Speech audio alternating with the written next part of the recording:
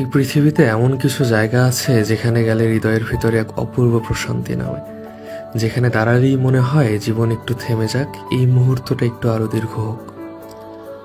ঠিক এমনই এক জায়গার নাম খানসামা। 492 মিটার লম্বা ব্রিজ, নদীর পাড়ে ঘেঁষে সিমেন্টের বাঁধ, আর সেই বাঁধের উপর করা হয়েছে একটি ছোট্ট কিন্তু হৃদয় ছুঁয়ে যাওয়ার মতো পর্যটন কেন্দ্র। তার বুক জুড়ে লেখা আই লাভ খানসামা। বাঁধের পাশে নেমে গেছে নদী, নীরব অথচ গভীরভাবে বয়ে চলা জলরাশি, যার বুক চিরে মাঝে মাঝে এক একটা নৌকা ভেসে যায়। নৌকায় মাঝির গুনগুন সুর, সেই সুরে যেন মিশে থাকে নদীর অতীত স্মৃতি আর ভবিষ্যতের আহ্বান। চর জুড়ে ছড়িয়ে আছে সাদা বালুর রাজত্ব, যেখানে পা রাখলে মনে হয় কেন জানি না সময় গলে যাচ্ছে হাত ধরে। বিস্তীর্ণ চর জুড়ে বিরাজমান কাশফুলের গাঢ় সবুজ পাতা, কাশফুল যেন প্রিয় মুখের স্মৃতি হয়ে ফিরে আসে বারবার।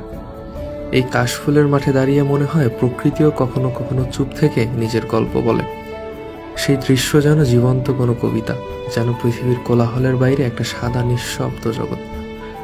তারা যেন প্রকৃতির মৃদু হাসি, যা কিছু না বলেও অনেক কিছু বলে যায়।